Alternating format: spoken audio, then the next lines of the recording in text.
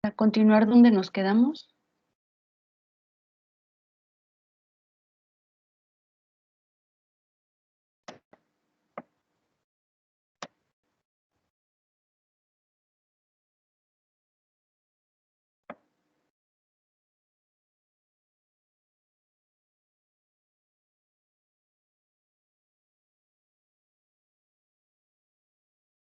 Bueno, esto lo veíamos ayer. ¿Sí se ve ahí la presentación?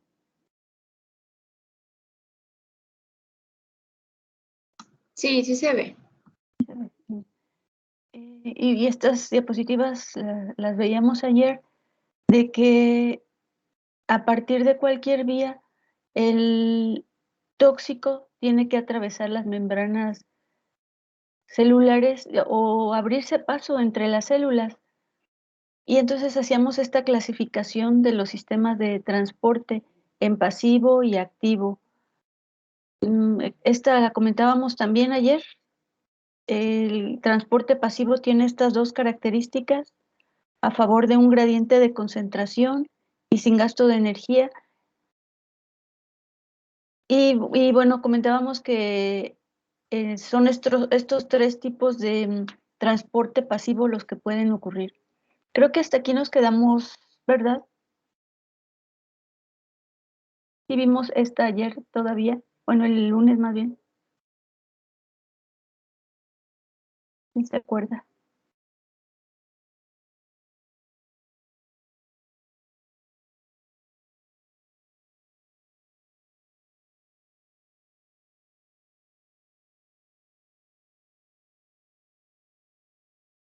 Creo que fue en esa, maestra. No me En recuerdo esta. bien. Ah. Hicimos esta clasificación, esto sí lo comentamos, ¿verdad? Y ahí vamos a hablar. Entonces, bueno, déjenles explico, si no recuerdo si lo vimos ayer. El transporte pasivo tiene estas dos características. Una es que el movimiento de las partículas es a favor de un gradiente de concentración. Aquí en la imagen, estas manchitas anaranjadas serían el tóxico. Aquí este rectángulo podría ser la membrana citoplasmática. Y bueno, este podría ser la vía de administración, o la vía de exposición, la vía de ingreso. Por ejemplo, pudiera ser el tubo digestivo, este lado. Ingresa el tóxico al tubo digestivo, pero luego tiene que atravesar las membranas celulares para pasar a la circulación sanguínea, como lo veíamos. No.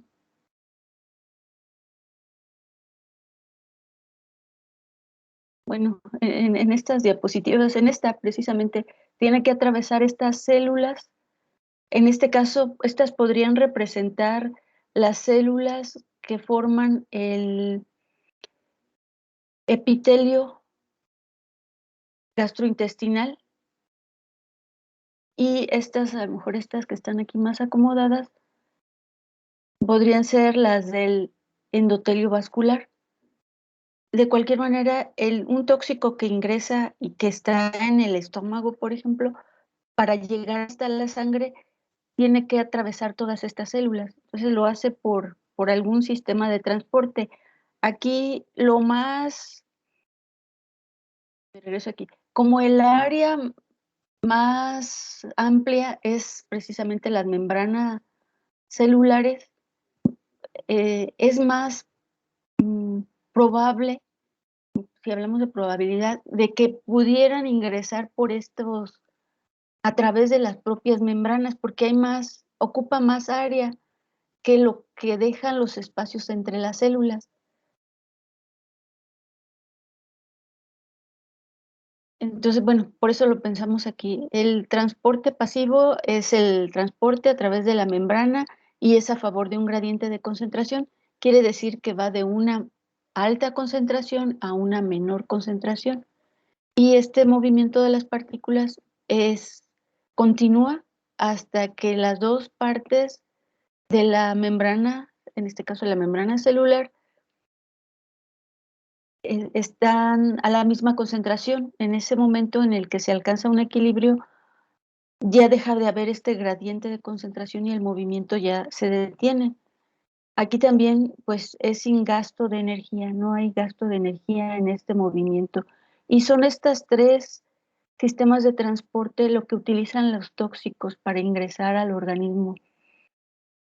Está la difusión simple, en la que el movimiento es a través de los fosfolípidos de membrana. La difusión facilitada, que utiliza proteínas facilitadoras, proteínas de transporte, y la filtración, en la que el tóxico, las moléculas del tóxico pasan a través de canales. Pueden ser canales que forman las propias proteínas o los canales que hay en ese espacio entre 2 células. Tenemos aquí la difusión simple. Estas son algunas de las características. Igual no hay gasto de energía, el movimiento es a favor de un gradiente de concentración. Y en el caso de la difusión simple a nivel del organismo, pues ocurre en la parte de los fosfolípidos de membrana. ¿Sí? A través de ahí es donde se da la difusión simple. Para que una molécula pueda atravesar por difusión simple, entonces tiene que tener ciertas características. Una es, la primera, que debe ser lipofílica. Aquí está dibujada la membrana citoplasmática, están los fosfolípidos de membrana, tienen una parte lipofílica, que sería esta parte interna, y una parte hidrofílica, que serían estos círculos. Y entonces es una bicapa, se orienta de manera en que la parte hidrofílica quede hacia afuera, ya sea que quede hacia el exterior de la célula o hacia el interior de la célula, que ambos espacios son espacios acuosos. Y entonces se protege en el interior la parte lipofílica, pero el espesor de la parte lipofílica es mucho más amplio que la parte hidrofílica. Por eso una partícula, para que pueda atravesar, pues tiene que atravesar por toda esta parte lipofílica. Por eso es que la característica de lipofilia es muy importante. Si fuera una sustancia hidrofílica, a lo mejor sí, pues tiene afinidad. Recuerden ese dicho que semejante disuelve a semejante. Como la bicapa, la membrana citoplasmática es en mayor proporción lipofílica, las sustancias que pueden atravesarla deben ser también lipofílicas. Sí, como este espacio es mucho más amplio, si fuera hidrofílico, se repele, no entra. A lo mejor sí se acerca a la superficie porque esta parte es hidrofílica, pero si una sustancia hidrofílica no pasa, es repelida por estas características de la membrana. Estas son las características, esa es una de las características importantes de las sustancias para que puedan atravesar por difusión simple. Otra característica es el tamaño de la partícula. También no cualquier tamaño cabe, son fosfolípidos que están acomodados uno tras otro, y aunque sí hay cierta fluidez, es este modelo de mosaico fluido, sí hay fluidez entre los fosfolípidos, de todos modos hay una limitante, no, moléculas muy grandes no la atraviesan. Más o menos se calcula que es alrededor de 70 o menos daltones, son pequeñas. Entonces son de bajo peso molecular. Y el grado de ionización también es importante. Aquí partículas o moléculas o elementos ionizados también se convierten en elementos hidrofílicos y simplemente por tener una carga eléctrica ya no pueden atravesar. Entonces, en la medida en que estén menos ionizados, las que no tengan carga eléctrica son las que van a tener mejores posibilidades de atravesar. Aquí también esto se representa esto de que es a favor de un gradiente de concentración. Va el movimiento de mayor a menor concentración a través de los fosfolípidos y aquí pues no hay gasto de energía.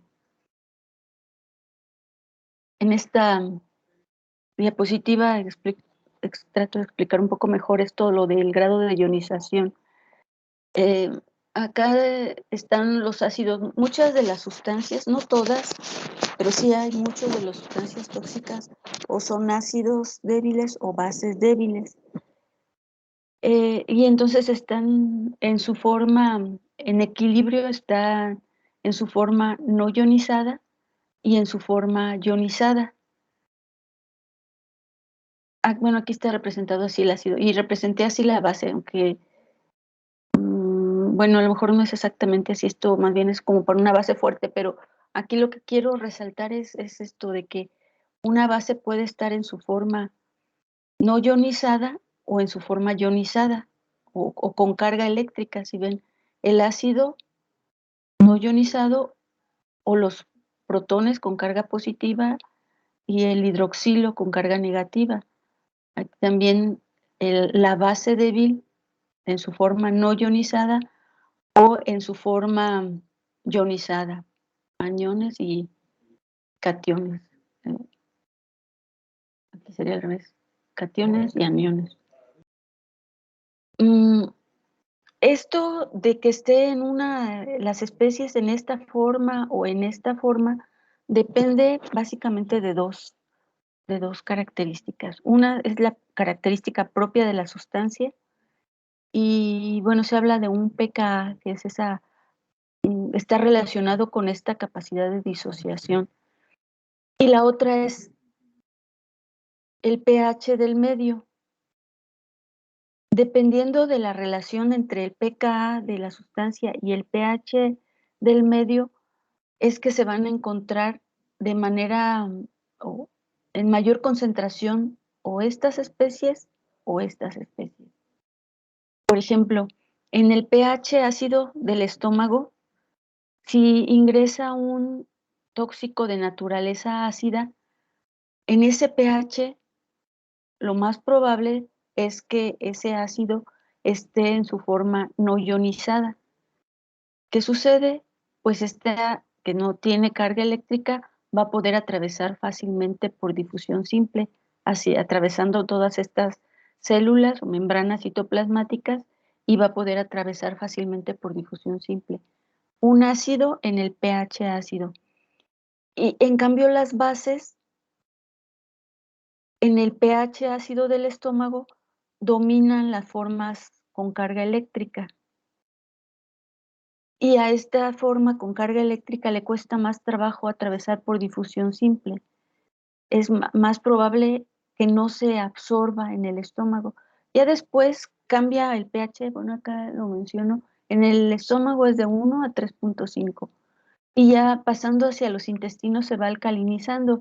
Entonces, esta base que no se absorbió por difusión simple, que no atravesó las membranas por difusión simple, puede que ya pasando al intestino delgado dominen estas formas no ionizadas y entonces se absorba más fácilmente.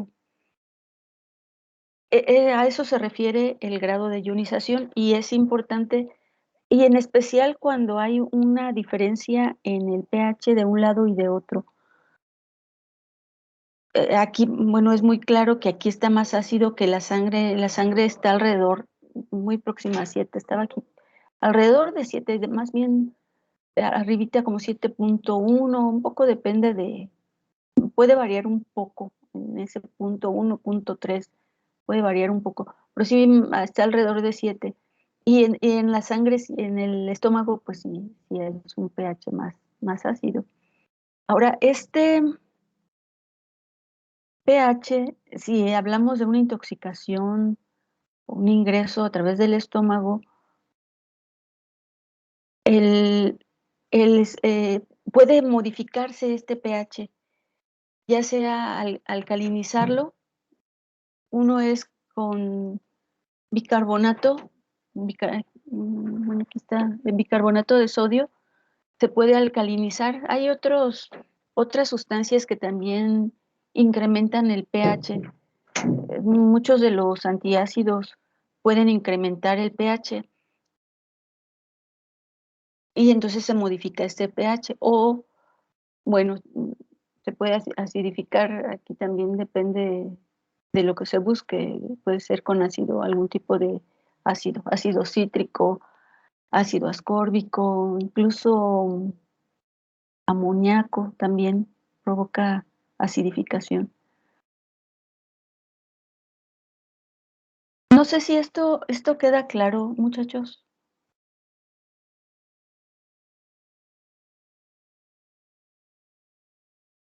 Sí, sí queda claro. ¿Sí queda claro? Bien. A ver, entonces, por ejemplo, tenemos un tóxico ácido. ¿Qué sucede si se alcaliniza?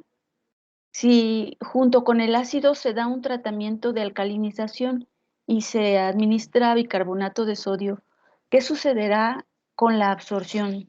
A ver, les pregunto.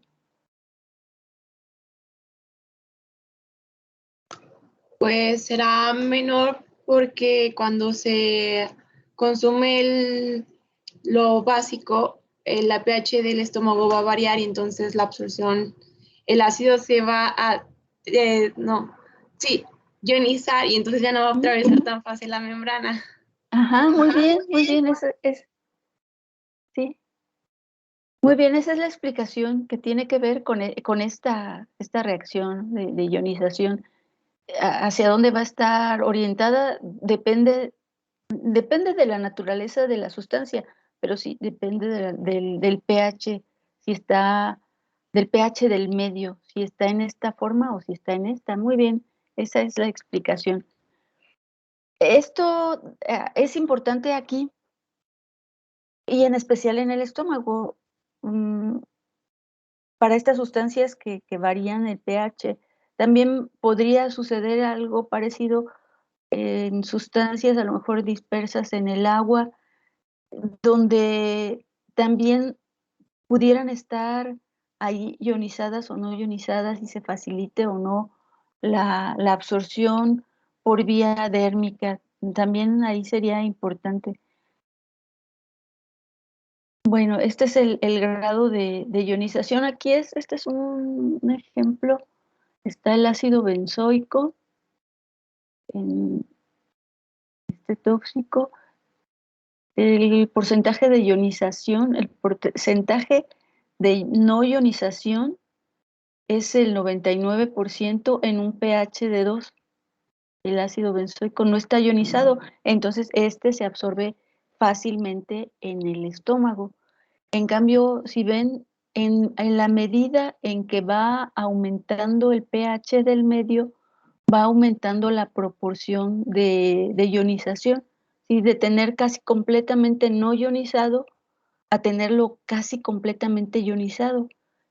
Este ácido en un pH allá de 7 va a ser difícil, muy difícil que difunda por difusión simple, por esta carga eléctrica.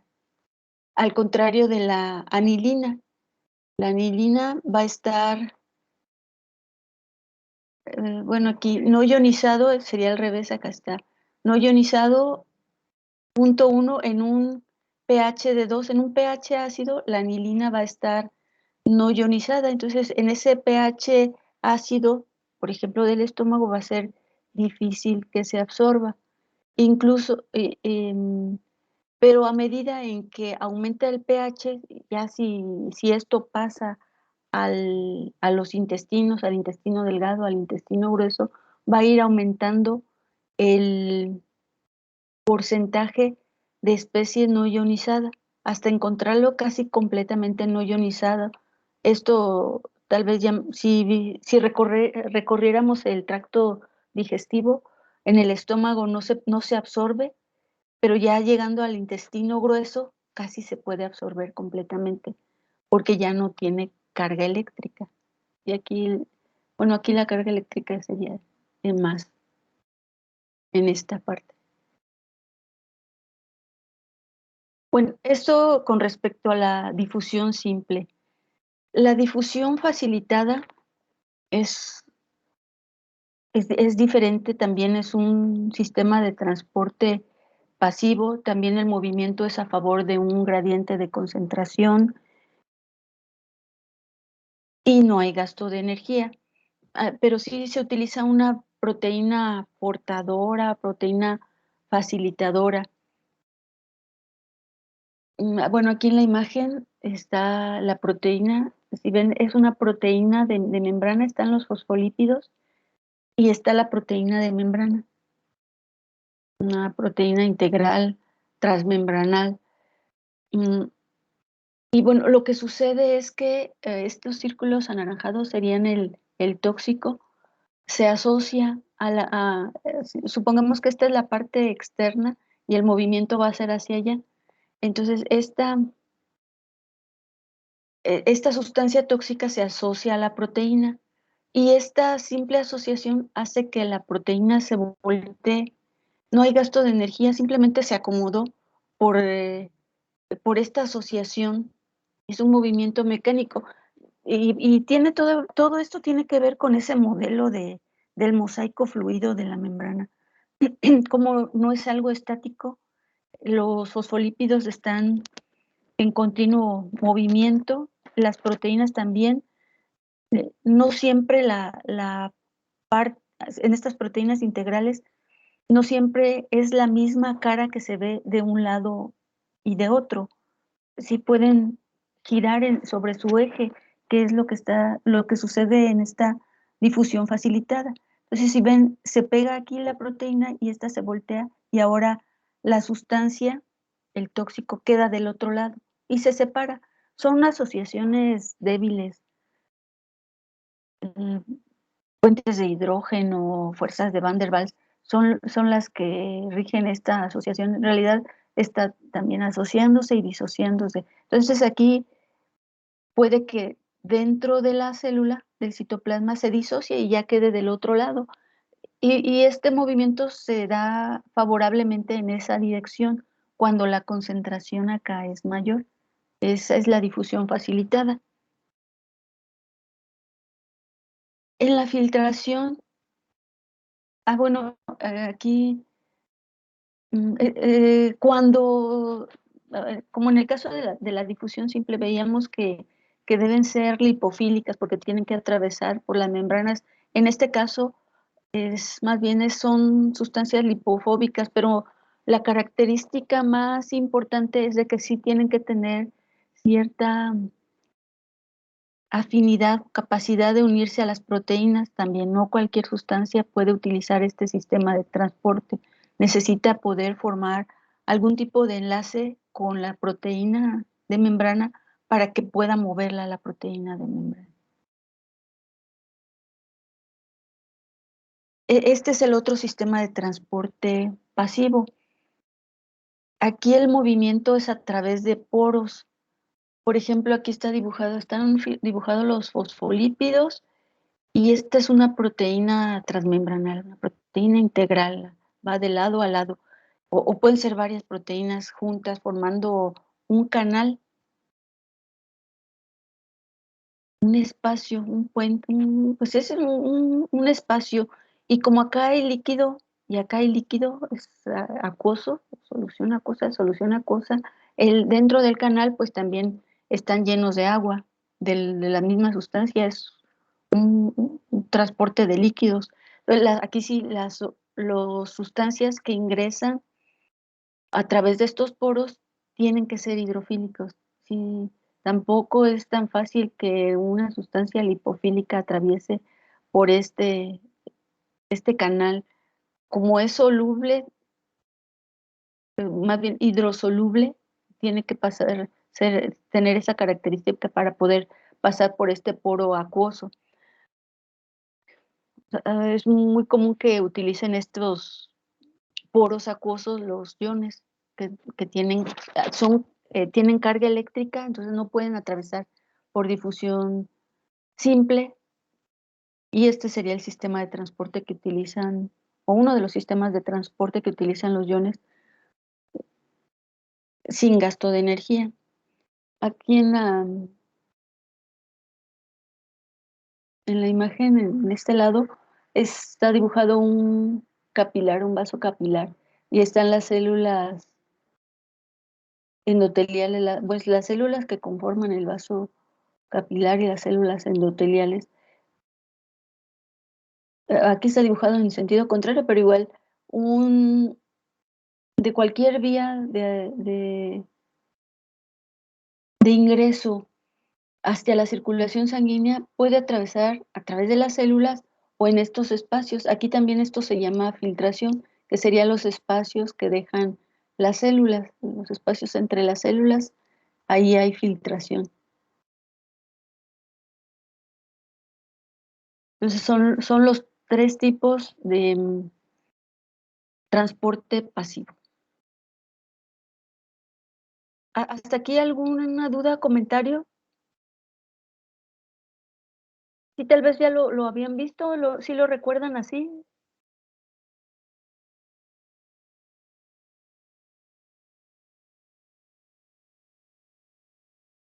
Sí, maestra, algo así. Algo así. ¿Alguna diferencia o algo más? Maestra, yo una pregunta. Sí. Cuando decía que era un transporte por ósmosis mediante una coaporina, que también era una proteína de canal, ¿sería lo mismo que filtración? Cuando es por ósmosis, lo que se mueve es el agua. No, aquí estamos hablando del movimiento de las sustancias disueltas en el agua. Cuando es por ósmosis, el movimiento es del agua. Miren, a ver, aquí. Por ejemplo, aquí lo que estamos viendo es que las partículas se mueven a través de la membrana hasta equilibrar la concentración. Esto ocurre con difusión simple, difusión facilitada y filtración. Lo que se está filtrando bueno, lo que se está moviendo son las partículas disueltas o dispersas. Depende de si son hidrofílicas o lipofílicas, pero están dispersas. Y ahí en este caso es un poco lo que nos interesa. Cuando se trata de ósmosis, por ejemplo, tenemos este lado, este dibujo, lo que se mueve es el agua. Y en ese caso, el agua se va a mover hacia donde hay más soluto, hasta equilibrar la concentración. También puede ser que que estemos hablando como de un tipo de filtración, porque el agua se va a mover por estos canales y es en este caso, esta membrana, pues el agua va a moverse por estos poros. Pero sí es en la ósmosis, sí, siempre debemos de pensar que el movimiento es más bien del agua para producir este equilibrio en la concentración. Lo que sucedería aquí es que aquí aumenta el volumen de agua hasta alcanzar la misma concentración. Y en estos casos, si pensamos en las partículas, que es lo que se está moviendo, no aumenta el volumen, simplemente el soluto o las partículas dispersas son las que se mueven hasta equilibrar la concentración. Sí, no sé si contesto tu pregunta o Sí, maestra, gracias. sí. ¿Sí están de acuerdo? ¿Sí? ¿Algún comentario?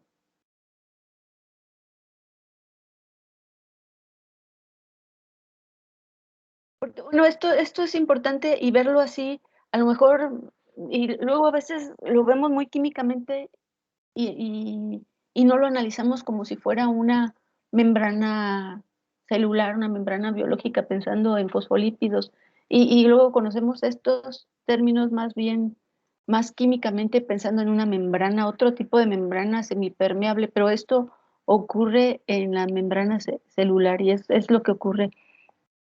Entonces, aunque pues sí, pensando en ósmosis, mm, sí es importante también porque lo que se hace por ósmosis es atraer agua o mover agua de un lado a otro de las membranas celulares, al menos hasta ahorita lo importante son estos 3 sistemas de transporte, porque lo que se mueve son las sustancias que pueden ser tóxicas y que mediante estos procesos pueden alcanzar la circulación sanguínea.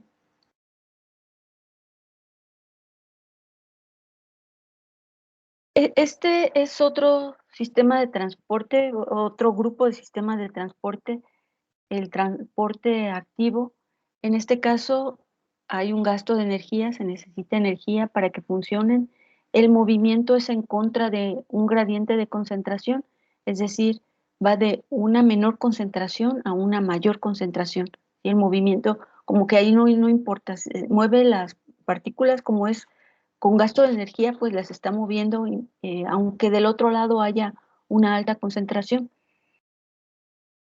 Se requiere de una proteína transportadora y esta es una clasificación uniporte y cotransporte.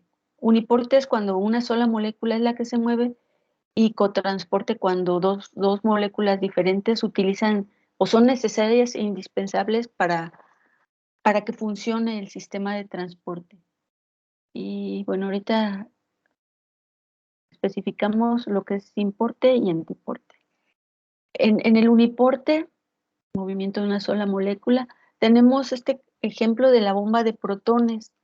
La bomba de protones funciona en las células parietales del estómago y es la responsable de lanzar ácido.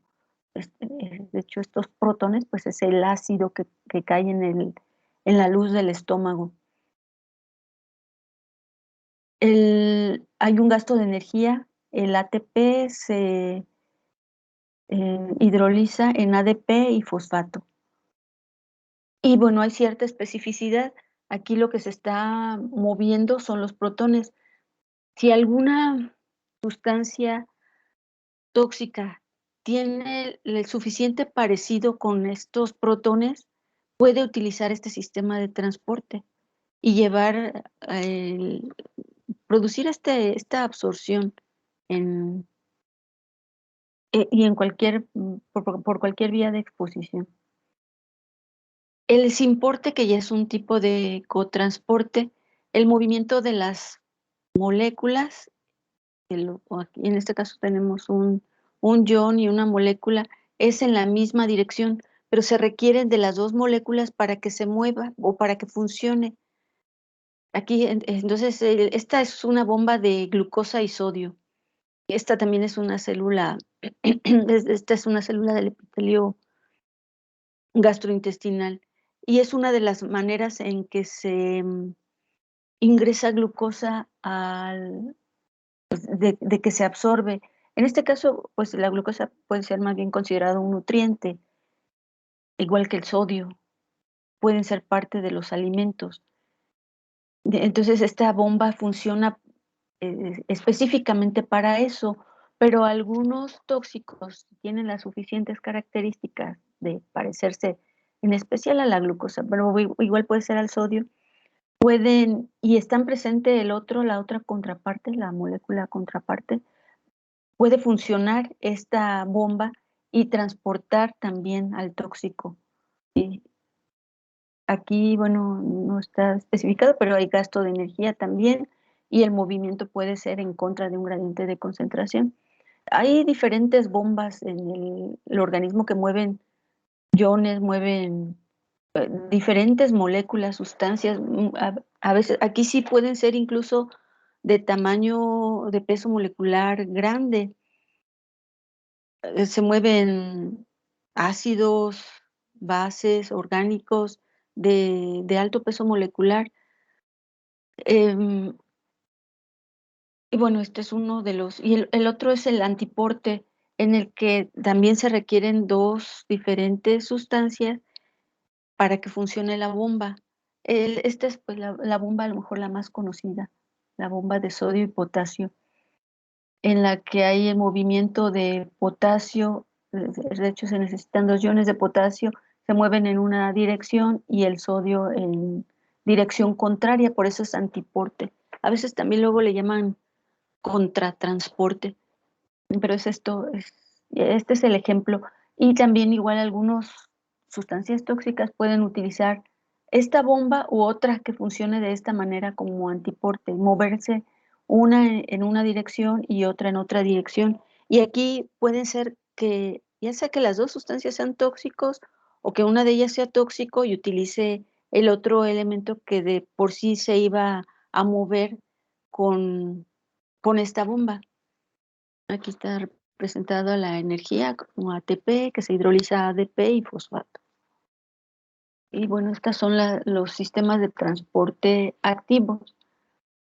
¿Hasta aquí alguna duda? ¿Comentario?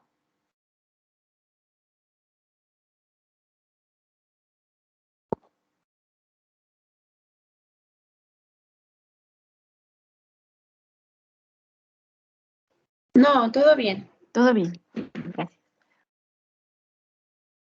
Bueno, estas son algunas preguntas que podríamos hacernos. Y bueno, ya un poco sabiendo esto, podemos contestarlas. A ver, ¿todos los tóxicos se absorben a la misma velocidad? Les pregunto a ustedes, a ver. ¿No?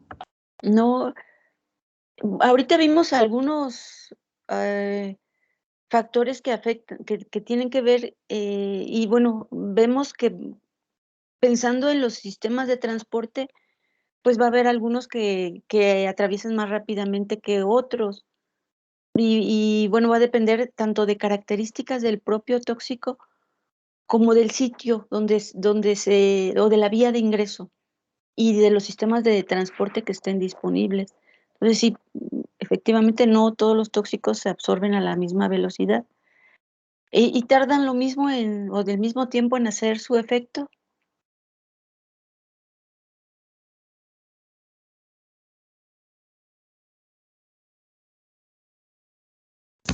Pues tampoco, ¿no? Si se absorben de manera diferente, pues tendrían que tardar en hacer sus efectos de manera diferente. Ajá, muy bien. Igual, aquí va, como si pusiéramos en competencias, vamos a ver que en casi cada uno de los procesos toxicocinéticos va a haber algo que detenga a unos y deje pasar a otros. Entonces, desde aquí se ve que van a tardar. El hecho de que no se absorban todos a la misma velocidad, pues va a hacer que unos se lleguen más rápido a su destino y hagan el efecto más rápido. Muy bien. ¿Cuál es el sistema de transporte que hace que la absorción sea más rápida? De ahorita, de todos estos sistemas de transporte, ¿cuál creen?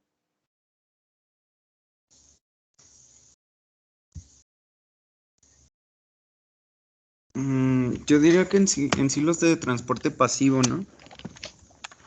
Así, comparando transporte pasivo y transporte activo, los de pasivo. Muy bien, a ver, ¿y dentro de ellos, crees que hay alguna diferencia?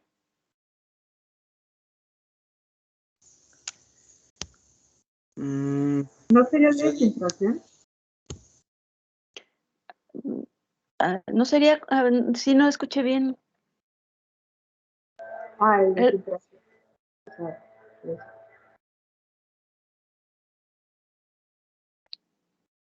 Igual no volví a oír, más bien no entendí, no sé, Ah, el de filtración, ¿no? el de filtración. Sí. ¿Por qué crees que el de filtración? Pues es como que, pues en las membranas yo creo que siempre queda como, es que, bueno, de lo que alcancé a escuchar, fue que quedan como espacios, ¿no? Pues, o sea, supongo que no es así como totalmente, como no es totalmente impermeable, pues, es como deja pasar mucho. Ajá. Bueno, yo pienso que es muy fácil que entren los iones. Eso sí que es difícil. Bien. Bueno, bueno, pensándolo así, podría ser. ¿Están de acuerdo los demás? ¿No será más bien la difusión simple? Ajá, a ver, ¿por qué la difusión simple? Me voy a regresar. Bueno, yo digo que la difusión la facilitada o la de filtración pues el tóxico tiene que encontrar las proteínas. Y en la difusión simple, pues solamente con que ya esté cerca de la membrana ya puede pasar. Ajá, sí, efectivamente, esa es, eso es lo que sucede. Si ven aquí está dibujada la membrana, y sí hay proteínas, y aquí están dibujadas muchas proteínas, pero si ven el espacio que ocupa los fosfolípidos, pues si está cerca, efectivamente, y aquí sí está, es importante lo que dice, si está cerca, pero además, si cumple con las características, si cumple con las características, el área, y miren, imagínense aquí todo el área de fosfolípidos, y por ahí hay algunas proteínas, pero sí el área de los fosfolípidos, pues es mucho más extensa, lo que hace que sea más fácil tóxicos que cumplen con esas características para atravesar por los fosfolípidos lo hacen más rápido, porque por donde quiera pueden pasar casi, donde quiera hay fosfolípidos. Entonces, sí, la respuesta ahí es la difusión simple. Y efectivamente, por lo que decías, de aquí a que encuentra una proteína, ya sea una proteína, un canal que forma un canal, o una proteína portadora en el caso de la difusión facilitada, o peor, una bomba, una proteína transportadora que además va a gastar energía. eh, por eso se va haciendo más lento conforme aquí es más como por probabilidad, entre menos distribuido esté el sistema de transporte, es lo que hace realmente la diferencia. Entonces, ¿cuál es el sistema de transporte que hace que la absorción sea más rápida? La difusión simple. Pero sí, aquí le puse fármacos. ¿Qué características deben de tener los tóxicos para absorberse con mayor rapidez? Pues tiene que cumplir con las características que limite a la difusión simple. Pues todo, siempre vamos a estar pensando, pues mejor por difusión simple, pero ¿qué características son? ¿Cuáles son esas características? Son tres, a ver, díganme.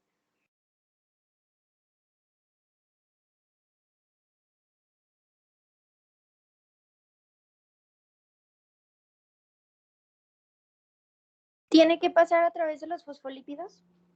Tiene que pasar a través de los fosfolípidos.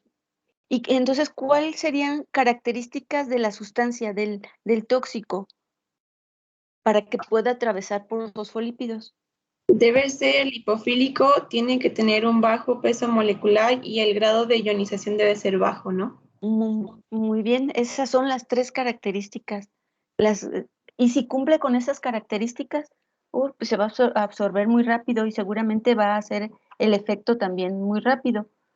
Y a lo mejor si es que algo no lo detiene después en los siguientes procesos, pero si mientras ya pasó a la circulación sanguínea y eso va a hacer que se absorba con mayor rapidez y esas son las tres características. Ahora, ¿ustedes creen que solo esas características, otra vez le puse el fármaco, del tóxico, son las que afectan la absorción o creen que haya otras características que no sean propias de la sustancia? ¿Qué otras características podrían o qué otros factores podrían afectar la absorción? ¿No podría ser la solubilidad? ¿La solubilidad de la sustancia? Sí. Ajá, bueno, ahí entraría en esa, hablamos bueno, siempre que pensamos en solubilidad a este nivel, pensamos en si es en especial soluble en agua o soluble en lípidos. Y esa más bien sería una característica propia del tóxico.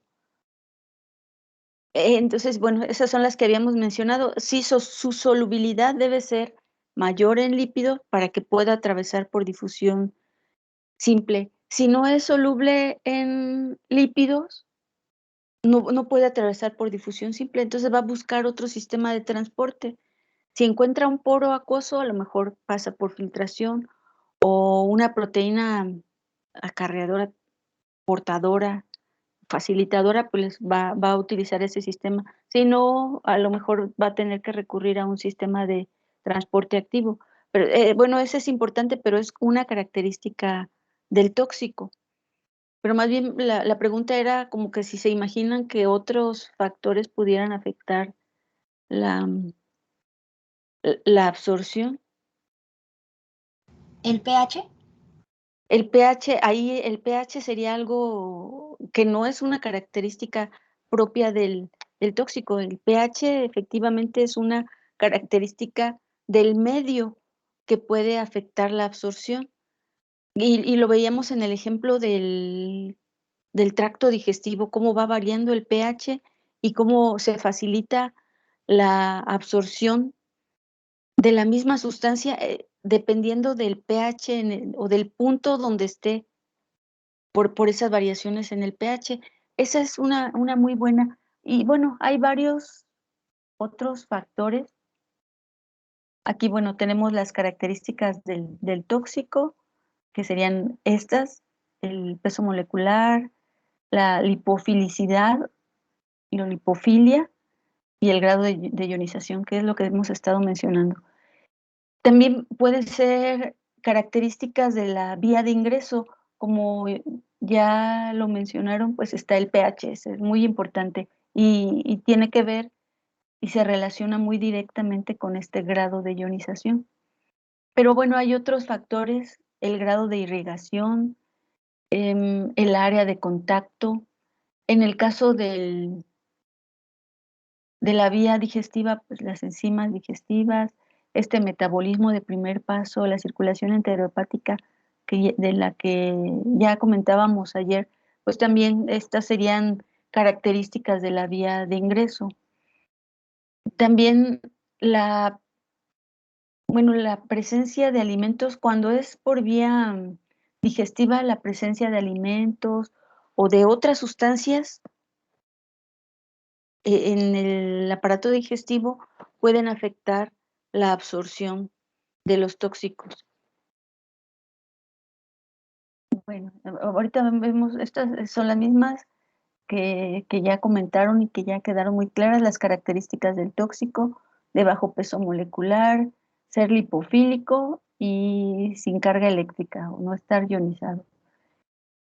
De las características de la vía de ingreso están, pues esto que también hacían notar ustedes: el pH del estómago es de entre 1 y 3 y se absorben mejor los tóxicos que sean ácidos débiles.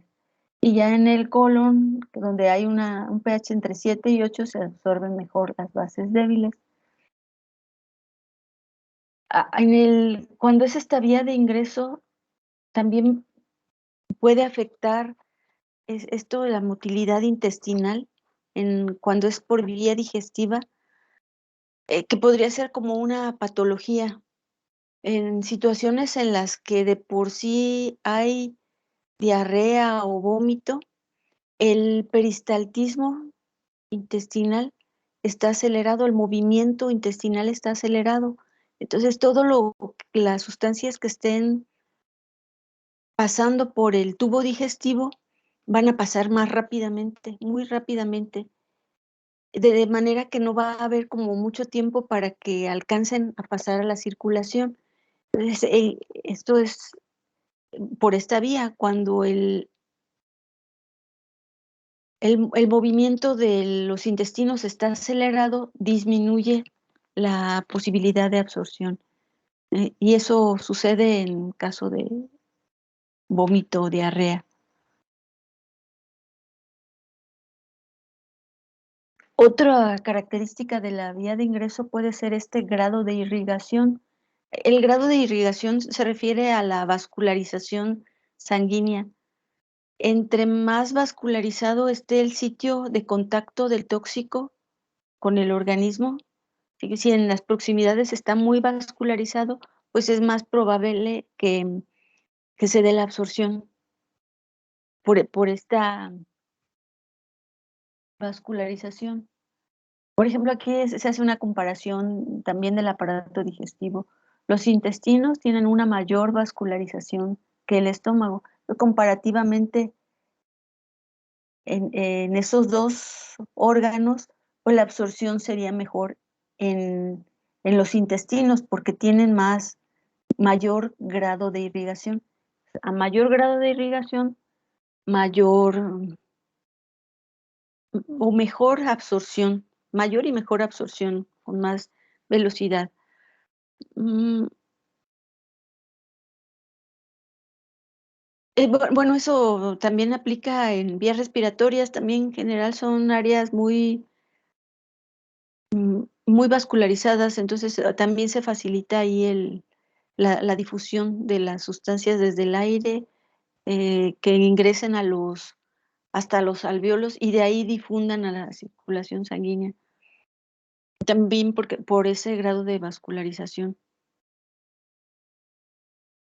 Em, bueno, esta de la vía de ingreso a lo mejor no va tanto aquí porque sería como una característica, pero o una característica que realmente no tiene que ver con la vía de ingreso, a lo mejor hasta iría mejor en las características del tóxico, porque como el movimiento más fácil es a favor de un gradiente de concentración, entre mayor sea la cantidad de tóxico, pues va a ser eso incrementa la posibilidad de que se absorba por esa diferencia de concentración. A mayor concentración, mayor velocidad de absorción. Por ejemplo, el alcohol, cuando es al 40%, se absorbe más rápido que el alcohol al 20%. Ahí no es solamente la diferencia en la concentración, sino también en la velocidad de absorción por esta concentración. Sí, se va moviendo a favor de un gradiente de concentración. Sí, pero esto a lo mejor iría más como características del tóxico. Aquí son otras características de la vía de ingreso, que bueno, ya habíamos mencionado esta circulación enterohepática, como el tóxico que se queda en esta circulación enterohepática limita el paso a la circulación mayor, que es propiamente lo que estaría buscándose con o lo que significaría una absorción que pase a la circulación mayor para que de ahí pueda pasar a otros tejidos. Igual el metabolismo de primer paso, estas reacciones que ocurren en el hígado antes de llegar a otros órganos. Está el tóxico, que está representada la enzima en esta figura azul y el tóxico esta figura roja. Y bueno, se producen estos metabolitos y este tipo de reacciones ocurre en especial en el hígado, que también luego lo vamos a ver. Y bueno, entonces ese metabolismo pues también afecta la absorción del tóxico. Otra característica es el área de contacto. También entre mayor sea el área de contacto, la absorción va a ser más fácil. También aquí se hace una comparación del área superficial del intestino delgado con la del estómago. Como los intestino delgado hay una mayor cantidad de estos vellosidades o microvellosidades. Eso le da un área de contacto muy amplia, dice 1000 veces más que la del estómago. Y eso pues facilita también como que da la posibilidad de que haya una mayor distribución de los sistemas de transporte. Y si entre más sistemas de transporte, pues es más fácil el transporte al interior. Esas serían algunas características del organismo. Esto, bueno, era lo que explicábamos con respecto al pH y la motilidad intestinal. No sé si hasta aquí tengan algún comentario o duda.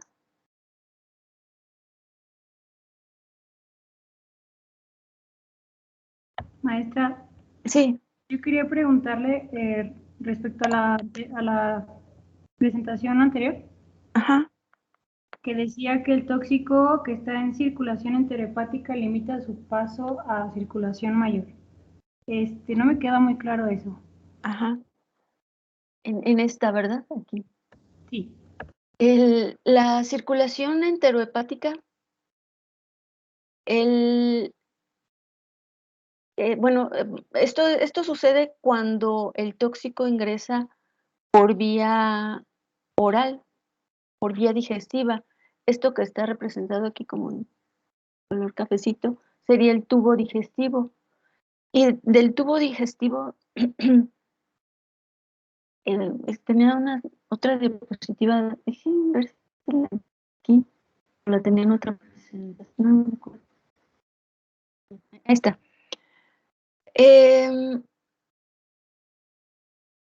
Bueno, ingresa el tóxico aquí por vía digestiva y ven como en este lado están dibujados todos estas líneas azules, pues serían vasos capilares. Todo esto irriga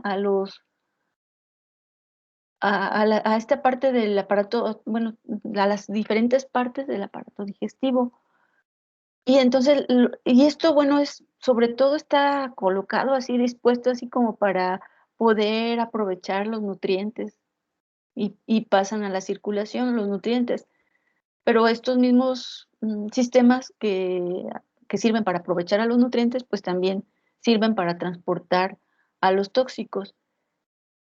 Aquí si ven todo estos vasos capilares, aquí como está dibujado, confluyen en esta vena porta, que es un conducto hacia el hígado.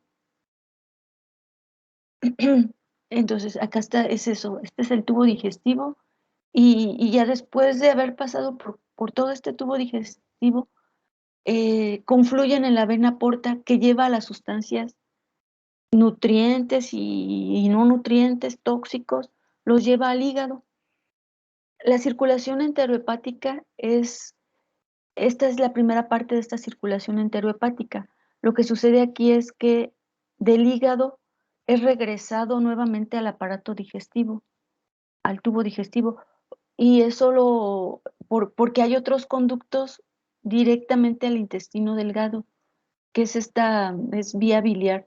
Están los conductos biliares del hígado, llevan a esta vesícula biliar y entonces sustancias producidas en el hígado son transportadas otra vez junto con la bilis a través de este colédoco al intestino. Y nuevamente en el intestino, pues está aquí, todo esto está irrigado, puede nuevamente regresar a la circulación enterohepática, perdón, al hígado. Esto es la circulación enterohepática que pase aquí. La circulación mayor sería que aquí haya otros vasos capilares que lleven a una circulación del sistema donde no vaya directamente al hígado, sino que va dirigida hacia otros órganos. Los nutrientes aquí, pues, bueno, puede ser que primero pasen al hígado y luego lleguen a otros órganos, pero la idea también es que directamente del aparato digestivo lleguen directamente hacia otros órganos a través de la circulación sanguínea. Y para eso se ocupa una circulación mayor, es a lo que llamamos circulación mayor. Aquí le voy a, bueno, aquí es mayor, no le he corregido, pero no alcanza, difícilmente alcanzan la circulación mayor porque se quedaron atrapados. Esta sería una circulación menor y la circulación mayor o sistémica sería la circulación que alcanza a tocar a otros órganos a otros órganos tejidos. Sí, entonces a eso se refiere en este lugar donde estaba.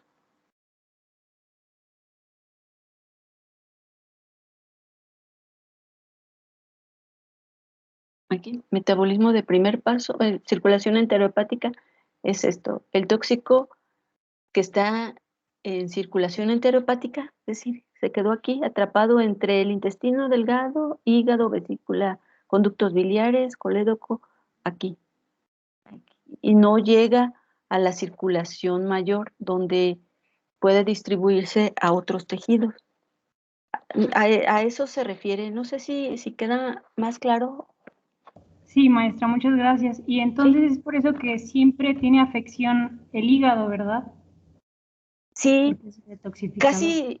igual todas las sustancias que están en circulación, como que es un paso obligado. Casi todo pasa por el hígado. Y sí es de los primeros órganos, de los órganos que se ven afectados generalmente por las sustancias tóxicas, porque llegan al hígado. Aquí, pues a lo mejor hay algunos tóxicos que, por ejemplo, pudieran tener efectos en sistema nervioso central, el sistema nervioso central. Tienen que llegar al encéfalo para producir sus efectos. A lo mejor es un depresor del sistema nervioso central o un estimulante, pero sí mientras esté aquí, pues no va a poder producir esos efectos porque no alcanzó. A eso es, sí va a producir daño en el hígado porque aquí va a estar en circulación, pero no va a producir esos efectos que se producen en otra parte del organismo. Porque se está limitando su absorción a la circulación mayor. ¿Sí? Sí, maestra, Igual es, muchas gracias. sí. También esto se relaciona con este metabolismo de primer paso, porque en el hígado, al pasar primero al hígado, ahí es donde hay una mayor cantidad de enzimas y puede transformarse ya en otra sustancia que no sea tóxica. Entonces, aunque esto pase a la circulación sistémica, la circulación mayor, a lo mejor no va a producir los efectos que sí produciría el tóxico original, porque ya se convirtió en otros productos. ¿Sí? ¿Sí queda claro hasta aquí?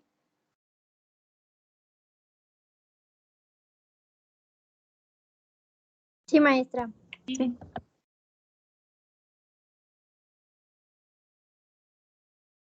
Bueno, la otra, otro tipo de factores son interacciones, que le llamamos interacciones toxicológicas. Aquí es lo que sucede cuando dos sustancias están presentes en el organismo, cuando hablamos de interacciones toxicológicas. Y vamos a ver que estas interacciones se dan en los diferentes procesos y en diferentes partes del organismo, pero hay algunas interacciones que tienen que ver con la absorción. Aquí sería presencia de dos sustancias o más en el organismo, algunos tóxicos, contaminantes, alimentos, medicamentos. Pueden, ya sea, en general lo que más sucede es que se interfiera con la absorción. Eso es lo más común, aunque también puede ser que algunas de estas interacciones faciliten la acción del tóxico al favorecer la absorción. Bueno, aquí es una lista: formación de moléculas más complejas. Reacciona el tóxico con alguna otra sustancia o con otro tóxico o con un contaminante ambiental, con un nutriente o alguna parte de los alimentos, alguna molécula que está presente en los alimentos, con un medicamento. Bueno, hay muchas sustancias que pueden interactuar y entonces formar un complejo, una molécula de mayores dimensiones que ya no puede atravesar por difusión simple. Bueno, si se modifica el pH gástrico, la modificación en el peristaltismo, la competencia por los sistemas de transporte.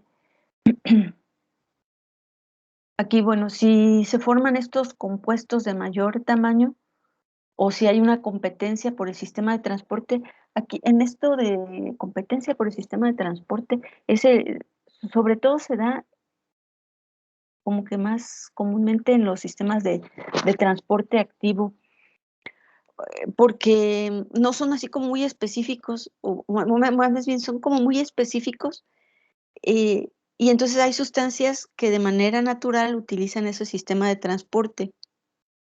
Algunos tóxicos, les decía, pueden utilizar el sistema de transporte activo, pero a lo mejor el organismo le va a dar preferencia a las sustancias endógenas normales más que al tóxico. O a veces depende, es un poco por probabilidad y depende de la cantidad. Si hay mucho tóxico, le va a ganar la competencia a las sustancias endógenas. Y a veces incluso los efectos son porque no se está transportando adecuadamente la sustancia que normalmente debía transportarse. Eh, pero sí, mientras haya dos sustancias que utilicen el mismo sistema de transporte, van a competir. Es como aquí los transportes cuando van muy llenos, si hay más sustancias, pues va a haber competencia y quién se sube, entonces algunos se van a tener que esperar porque ya se llenó el transporte, así. El tóxico a lo mejor va a tener que esperar porque él está saturado, se habla de saturación del sistema de transporte. En algunos casos también el otro punto es también relacionado en especial con el sistema de transporte activo, sobre todo en esos sistemas de transporte, de cotransporte, donde se requieren dos sustancias. A veces hay algunas sustancias, pues son necesarias para que funcione la bomba, las bombas. Se necesita la presencia de otras sustancias para que funcione, o de energía. Entonces, pues en cuanto ese sistema de transporte tenga esa presencia de la otra sustancia que favorezca el uso del sistema de transporte, va a aumentar y favorecer la absorción.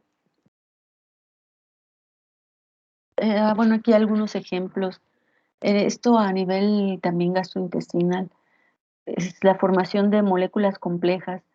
Y en este caso es algo útil, porque el hecho de que se esté limitando la absorción pues va a limitar también la toxicidad de la sustancia. Estas son cápsulas de carbón activado.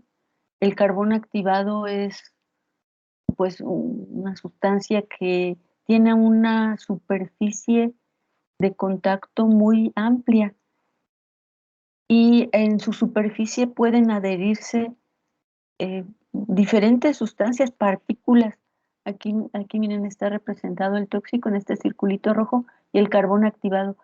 Aquí más o menos está así, el carbón activado son como poros, ven una partícula de carbón activado, pero en realidad no es un circulito, sino eso de que tenga cavidades y poros hace que el área de contacto sea muy amplia, aunque sea una partícula pequeña. Entonces es capaz de adherir a su superficie varias moléculas de un tóxico. Aquí una persona que está intoxicada con este tóxico, para prevenir que se absorba, aquí se utiliza intencionalmente el carbón activado para que esas partículas queden adheridas. Como está formándose ya ahora un complejo de mayores dimensiones, pues este complejo no se va a absorber, no va a pasar a la circulación. Y aquí si no lo hacen por ningún sistema de transporte, no puede utilizar ningún sistema de transporte, menos el de difusión simple. Si están solitos, sí, pero mientras esté unido al carbón activado, estaría formando este complejo de mayor peso molecular, lo que dificulta su absorción. Este es un ejemplo de formación de moléculas complejas. Y en este caso es como un antídoto, ¿no? El carbón activado es el antídoto para limitar la absorción del tóxico. Y bueno, la otra interacción que también tiene que ver con el pH gástrico es modificarlo y modificarlo intencionalmente. Por ejemplo, aquí tenemos un ácido que se absorbe fácilmente. Sabemos que este ácido en el pH del estómago se va a absorber fácilmente y va a hacer el efecto, va a pasar a la circulación sistémica y va a hacer el efecto en alguna otra parte del organismo. Pero ¿qué tal si se modifica el pH? Aquí sería una interacción, tendríamos al bicarbonato de sodio que va a elevar el pH gástrico. Con bicarbonato llega a alcanzar 5 a 6. También hay otros antiácidos que modifican el pH así como de manera también muy intensa y más o menos con algunos se alcanzan hasta pHs más elevados, pero bueno, con bicarbonato entre 5 y 6 ya se alcalinizó un poco, no está completamente alcalino, pero el hecho de que haya subido el, el pH de 1 a 5 o 6 pues ya favorece a que haya una mayor cantidad de especies con carga eléctrica, lo que va a dificultar su absorción. Aquí esto, pues el bicarbonato también podría utilizarse como un antídoto para prevenir los efectos de este ácido, evitar que se absorba, modificando el pH del estómago. Este sería otro caso. Bueno, las alteraciones en el peristaltismo lo habíamos visto como una patología en diarrea o vómito. Ocurre un aumento en el peristaltismo, en el movimiento, motilidad intestinal. Y el hecho de que haya una mayor motilidad, lo que está haciendo el organismo es eliminar más rápidamente lo que está dentro del tubo digestivo. Ese movimiento es para facilitar la eliminación de desechos, del contenido gastrointestinal. Lo facilita. Entonces son ondulaciones que sufre, que tiene el aparato digestivo. Y esto ocurre, siempre ocurre, normalmente está funcionando el aparato digestivo y está en continuo movimiento, hay este peristaltismo. En algunas situaciones como patologías, diarrea o vómito, este peristal- peristaltismo se ve aumentado. Aquí la interacción, si hablamos de interacción, lo que podría suceder es que si se administra también junto con, para acelerar esto, a lo mejor dar un laxante o algunos, hay varios laxantes y varios mecanismos de acción, pero algunos de ellos lo que hacen es acelerar la motilidad intestinal y entonces eso va a propiciar que el tóxico que esté en este tubo digestivo pase más rápidamente y no se alcance a absorber. Hablando de alteración en el peristaltismo, pues lo que podría provocar una alteración sería un laxante para disminuir la absorción. Podría haber otras sustancias, por ejemplo, algo que produzca estreñimiento, una sustancia que produzca estreñimiento, pues lo que va a ocasionar es a lo mejor hasta una parálisis em, de este peristaltismo y eso en el caso de estreñimiento sí se ve favorecida la absorción de las sustancias porque no está pasando tan rápidamente y hay como más tiempo de que pase a la circulación sanguínea. Bueno, estas serían algunas sustancias que disminuyen la absorción de los tóxicos. Los eméticos son sustancias o fármacos que inducen el vómito. Estimulan esta sensación de náuseas y vómito. Los catárticos o laxantes, más conocidos como laxantes, pues son los que provocan una estimulación en el peristaltismo y favorecen la evacuación.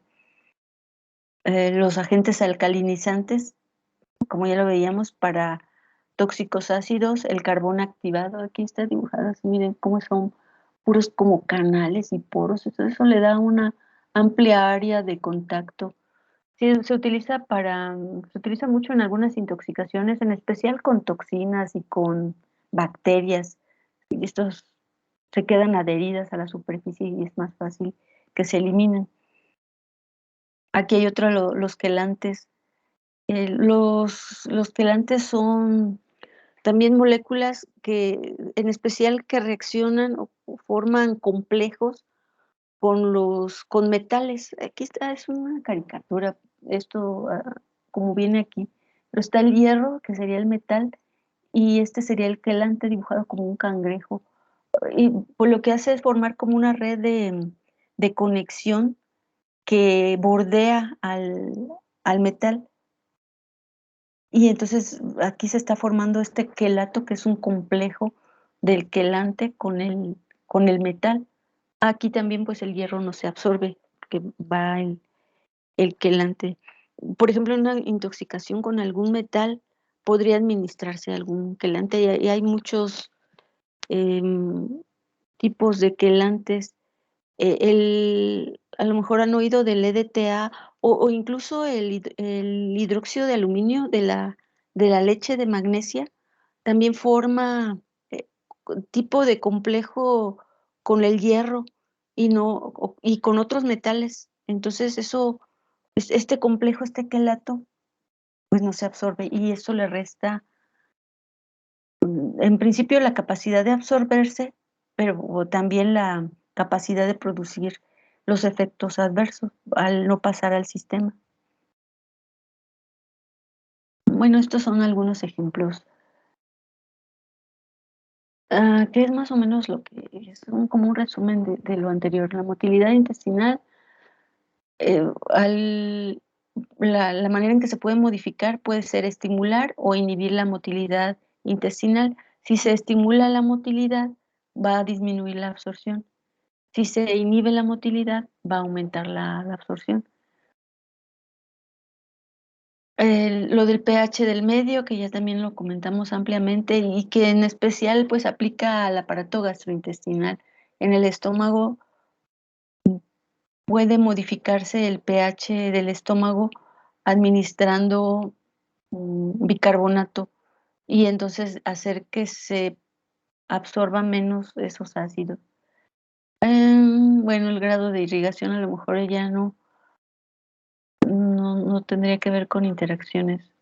Concentración de todo. Es un resumen un poco de lo que veíamos antes. Hasta aquí, ¿alguna duda, comentario?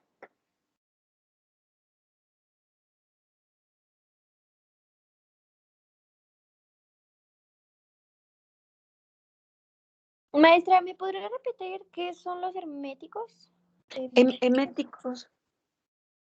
Eméticos.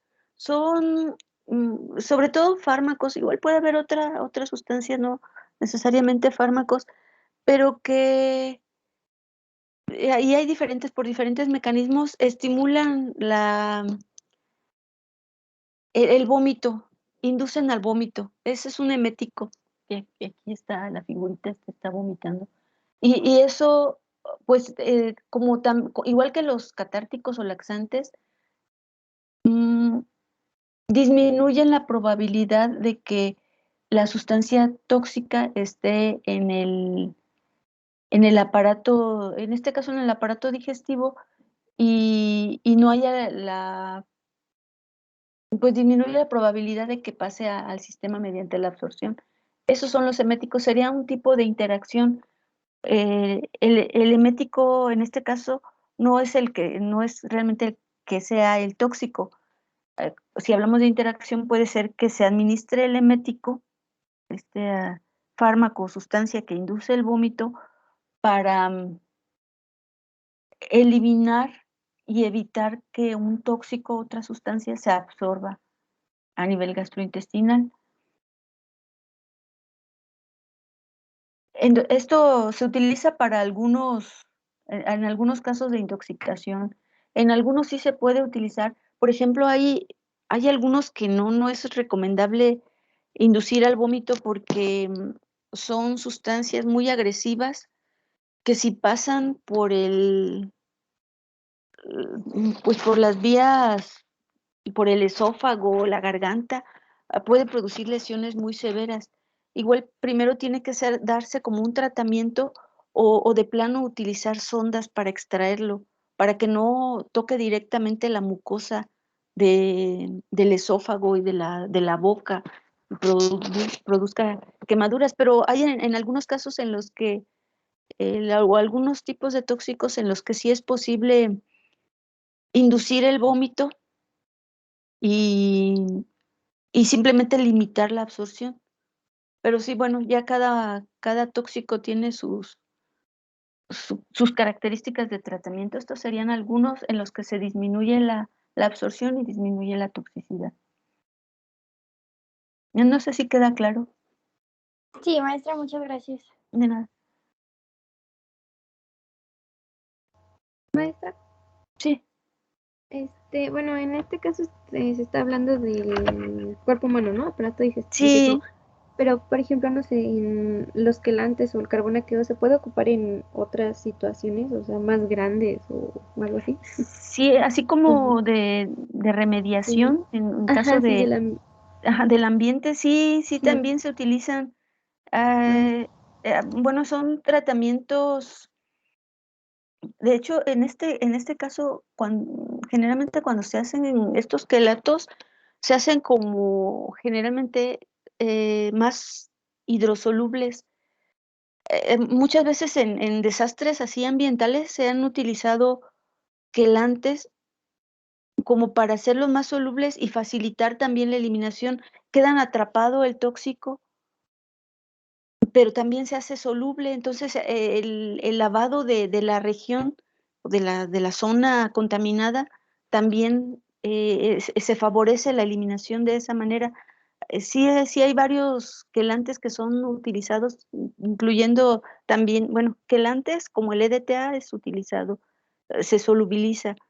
Y también el carbón activado no solamente para evitar la absorción, sino también para atrapar los contaminantes eh, y evitar que se dispersen en el ambiente. Esa es buena observación. Ahorita lo estamos viendo así como una toxicología pensando en la intoxicación de las personas, pero sí también como para evitar la dispersión en el ambiente se utiliza este mecanismo de formar moléculas más grandes o atraparlas es muy recurrido y muy útil.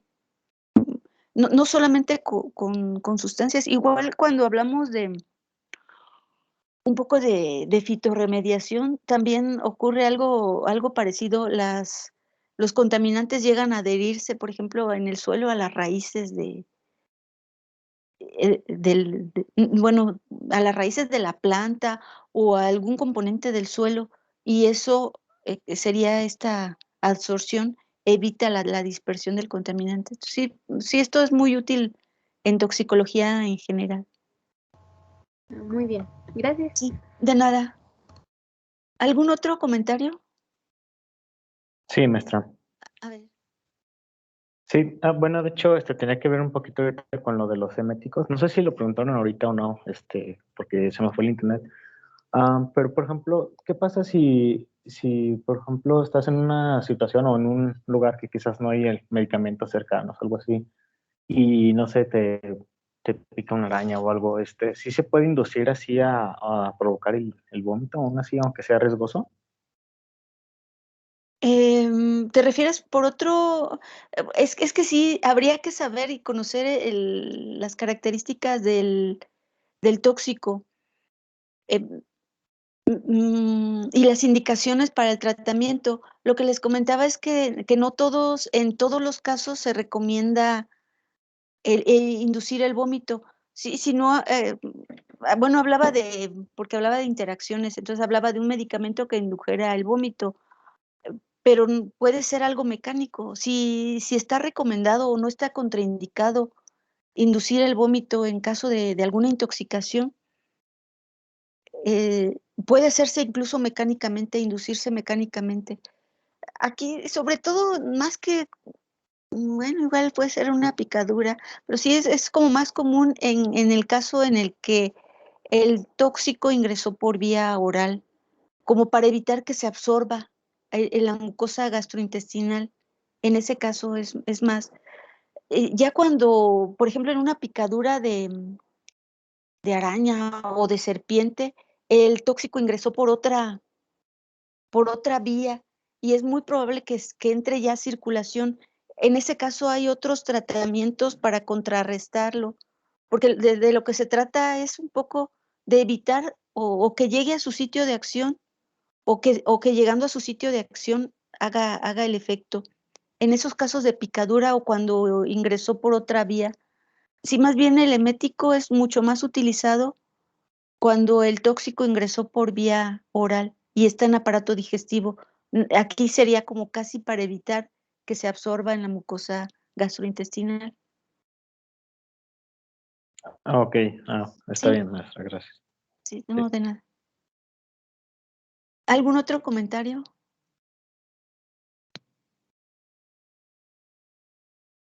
Sí, vamos a ir viendo en los diferentes procesos toxicocinéticos hay la posibilidad de limitar el efecto tóxico.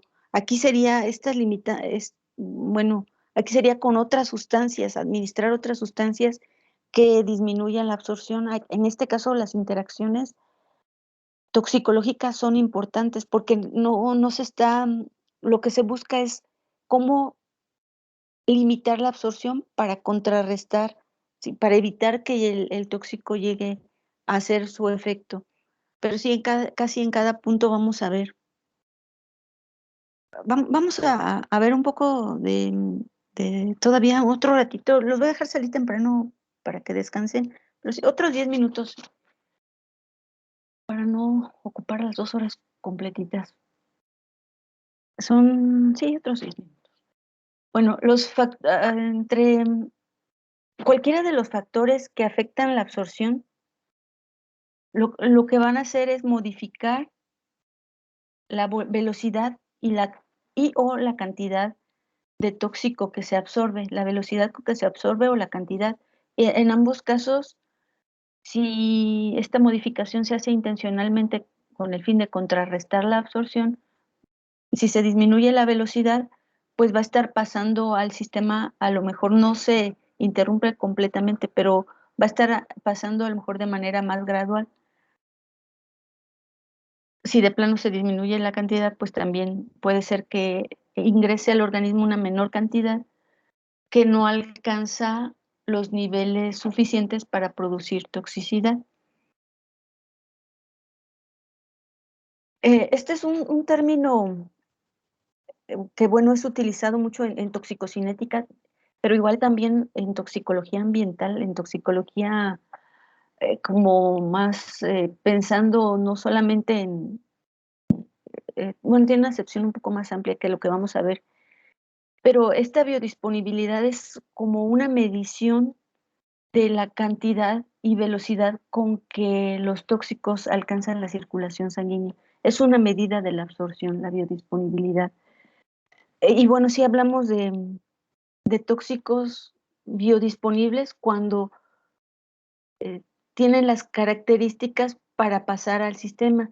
Y aquí, bueno, lo pensamos para pasar a la circulación sanguínea, porque lo pensamos en nosotros como humanos, pero sí, y como les decía, aplica para otros organismos. Por ejemplo, en suelo puede haber contaminantes y también se habla de biodisponibilidad, de que las plantas lo puedan asimilar. Ahí no hay circulación sanguínea, pero también de que lo puedan absorber y pasar a su sistema circulatorio, su sistema de líquidos. También ahí se habla de biodisponibilidad. Aquí para nuestro caso, pues es más, la biodisponibilidad tiene que ver con la cantidad y la velocidad con que un tóxico pasa a la circulación sanguínea. Y bueno, esto por determinada vía. Aquí está representada en esta gráfica, eh, por ejemplo, en el tiempo cero, que sería el tiempo donde inicia la exposición y entra en contacto el tóxico con el organismo. A medida que pasa el tiempo, lo que va a suceder es que por cualquier vía va a ir aumentando la concentración del tóxico en la sangre. Y bueno, se supone que el área bajo esta curva, bueno, el área bajo esta curva es lo que representa lo que es la biodisponibilidad. Es como la fracción del tóxico. Tenemos una cantidad de tóxico a la que estamos expuestos, pero la fracción de esa cantidad que en verdad pasó a la circulación sanguínea, esa es la biodisponibilidad. Y se puede manejar en porcentaje o en valores de fraccionarios. Entonces, en esta gráfica, si ven, va aumentando y hasta un máximo. Toda esta parte de esta línea representa la absorción, el proceso de absorción está absorbiéndose y está aumentando la concentración en plasma hasta llegar a un máximo. Y la biodisponibilidad sería el área bajo la curva. Aquí en esta otra gráfica se observan diferentes vías de ingreso. Por ejemplo, puede ser el mismo tóxico inyectado, o aquí a lo mejor esta curva plana es la vía digestiva, la vía pulmonar, esta B, la vía tópica, la vía dérmica, esta D. Aquí la vía de ingreso va a afectar a la biodisponibilidad, igual que otros factores, pero a veces puede ser la misma sustancia y se puede comparar la absorción por diferentes vías. Aquí, puede ser aquí una mordedura y rápidamente alcanza la circulación. O si se ingiere, a lo mejor es muy poco lo que alcanza. Ni siquiera llegó a una concentración. Si vemos esta línea punteada, es una concentración mínima para que se produzca un efecto. Ingresó por vía oral, pero no alcanzó esa concentración. Es lo que puede ocurrir con el curare. A lo mejor sí llega, pero no, bueno, en ese caso se destruye buena parte, pero incluso aunque pasara a la circulación sanguínea, no alcanza los niveles suficientes. En cambio, cuando ingresa con un dardo envenenado, fíjense, luego alcanza concentraciones elevadas. Y bueno, esta es una gráfica donde se comparan ese comportamiento de la absorción, en general del movimiento, es la comparación toxicocinética general. Aquí en estas gráficas, esta parte sería el proceso de absorción hasta llegar a un máximo. Luego empieza a disminuir, porque ya después de la circulación, de que entra a la circulación sanguínea, el tóxico va a salir de la circulación para entrar a los tejidos y luego empieza a eliminarse, sale del organismo, o se convierte en otra sustancia o sale del organismo y por eso decrece así.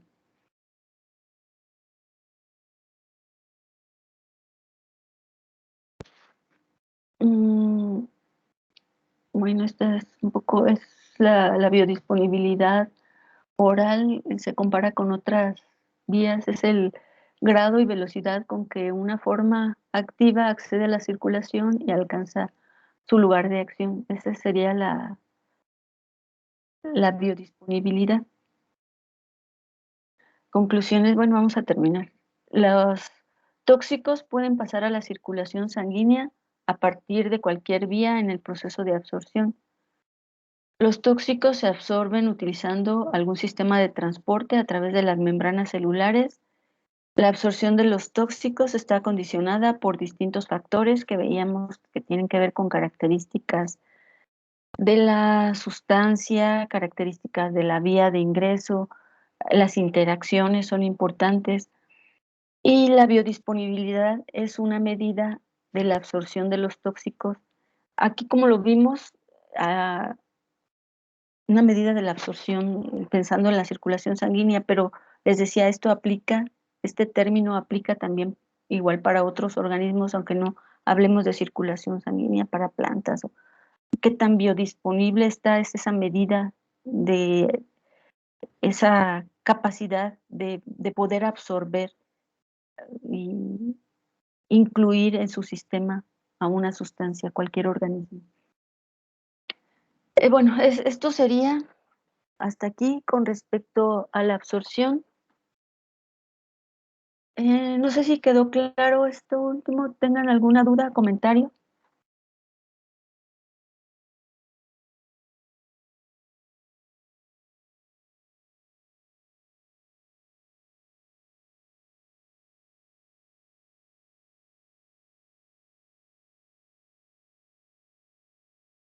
Me parece que todo bien, maestra. Todo bien, sí quedó claro esto de biodisponibilidad. Y entonces, bueno, pues con esto terminamos esta presentación y esta parte de del curso que sería la absorción. Vimos vías de ingreso y absorción en esta presentación. Esta presentación se las voy a dejar disponible ya ahí en el aula virtual. Y bueno, por hoy los voy a dejar hasta aquí. Y ya la semana que entra veríamos el siguiente proceso. Si una vez que el tóxico ingresa a la circulación sanguínea, lo que sigue es que pase a los diferentes tejidos en el proceso de distribución. Ese es el siguiente proceso toxicocinético. Y eso lo vemos ya la semana que entra. Entonces, bueno, si no tienen ninguna duda o comentario, hasta aquí le dejamos y nos vemos la semana que entra.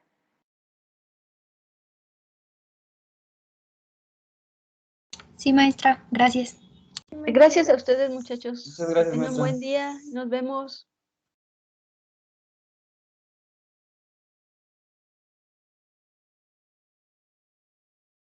Sí, gracias a ustedes. Nos vemos. Que tengan buen fin de semana. Nos vemos.